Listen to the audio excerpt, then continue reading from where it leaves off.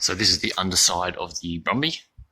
To get the engine out, the engine mounts on there need to be undone, and exhaust headers need to come off, and then we should be in business, ready to come out. I'm going to drain the oil out of it as well, put it on a pallet, and put it on a gum tree, see if anyone wants it. Working EA81. So whenever you're removing exhaust components, it's very wise to soak WD-40 on all of the nuts and bolts that you're undoing, which I have previously done. I think I left this overnight on the hoist, or even longer, I think, at that point in time. And other things I'm considering whilst doing this is what other components to be taking off. So the whole fuel system really doesn't need to be there. Also considering whether to use the fuel tank once drained as a battery box, because it's quite a low central location over the top of the rear diff, but I ended up not doing that. But it is also wise to think about what to take off and what to leave on, depending on where you're going to run your cabling.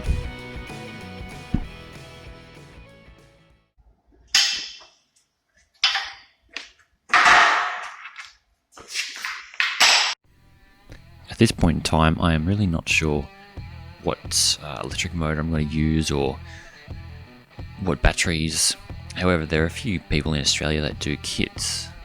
Now, the kits that I was looking at in particularly is from Oz DIY Electric Vehicles. They're in Springwood in Queensland, so it's probably 600 k's away from where I am. But they do pretty good kits. They're all AC motors and ability to have a regen braking. Realistically, say if you've got a 100-kilometre battery pack, that you'd probably regain about 5 extra kilometres, so 5% more range with regen braking, which may not seem like much, but 5% isn't too bad really.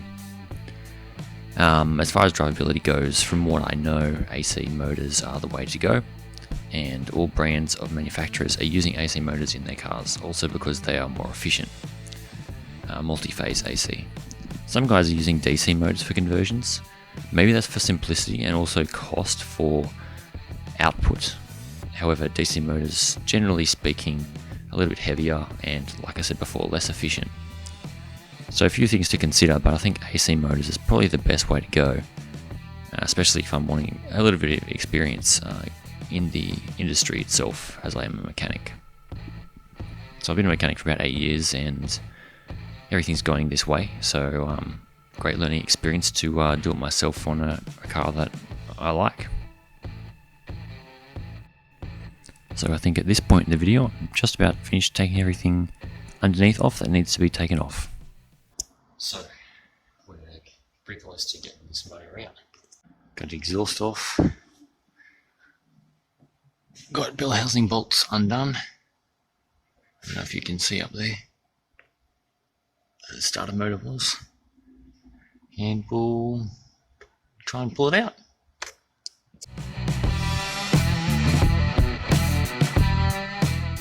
And just like that, it's out.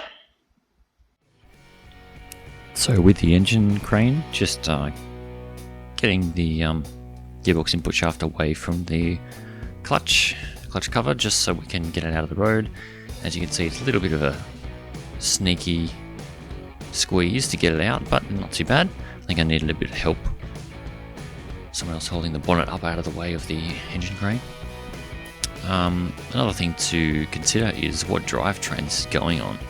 You may have seen before that I was considering a few other options, but when things break, I'll replace them then. So it is out. I will need the clutch plate, which I'll take off in a second, because that internal spline of the clutch plate is very important to mate the motor up to the gearbox input shaft. It needs to be exactly right. It's the release bearing, very worn out. And a bit of oil, so I've got to suss out if that oil is coming from the gearbox or whether it's coming from the back of the engine, or both. Also another consideration, these mounts for the engine, I might have to use them to mount the motor, help support it, Also because the gearbox, as you can see, sits on the cross member, unless you have it attached to the engine, which lifts it up about 1.5 inches. So we'll whip those things off. This clutch has seen better days. It's down to the rivets. Got some pretty serious hot spots on the clutch cover. And the flywheel, similar, some really hectic hot spots. Give it all a clean down and yeah. Just working on the BRUMBY in the new location, and we're just about to take the canopy off. So that's what it looks like. Now it's a ute. So I'm just working on the BRUMBY, and we took all fiberglass canopy off. This little tray system that the other boat had in, and this mat on the ground, and you know, it's unknown as to what was under there, but we have a little bit of a rust repair done in that back corner previously, which we'll redo, and a couple of holes. So add that to the list of things to do before it's all done. But what I'm doing right now is putting in a bike, because BRUMBYs, I don't know if you know, are perfect for mountain biking. Dual suspension, extra large mountain bike, fits in just about perfect.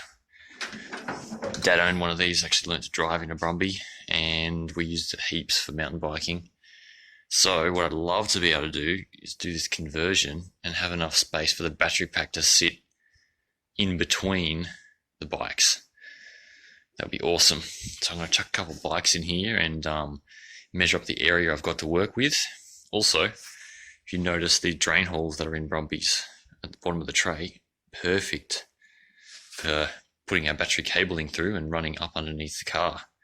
So I'm also going to measure up how much the high voltage cable you need.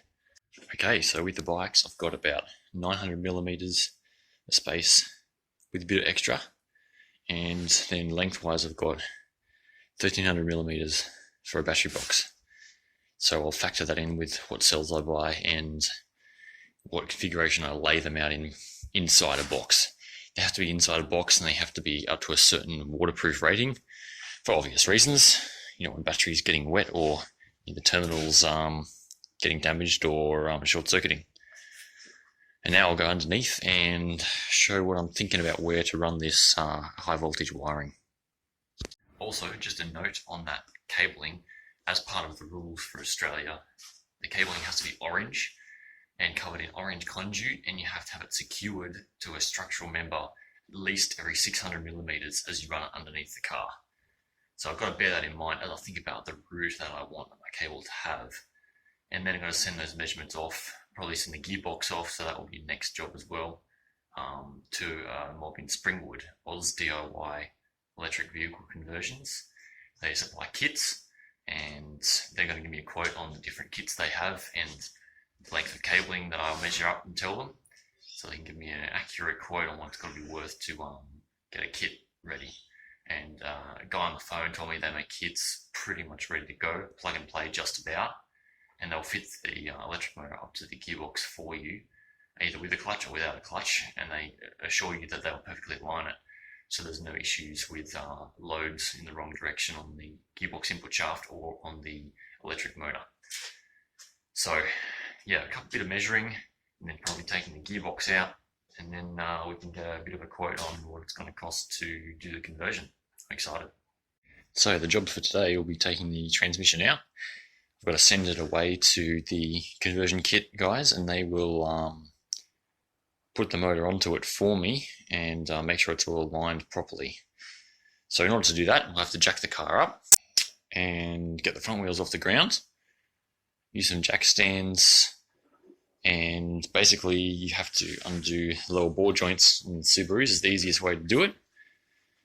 And after undoing the lower ball joints, the whole wheel basically pivots outwards like this, and that way we can get our front CV shafts out of the gearbox. Now they are held in down there by a little pin. If you can see that little pin, both of them are the same. Once that's out and I've got those lower ball joints off the bottom of the hubs on the wheels, should be able to slip them off. Apart from that, up the back there where the light's pointing is some mounts. I'm going to undo those mounts, and just a clutch cable at the front, and also a linkage for the two-wheel drive, four-wheel drive selection, and then the gear stick and shifter linkage, and then it should come out. We're planning to pull it out the top rather than dropping it out the bottom, but either way is not too bad. These things are pretty light.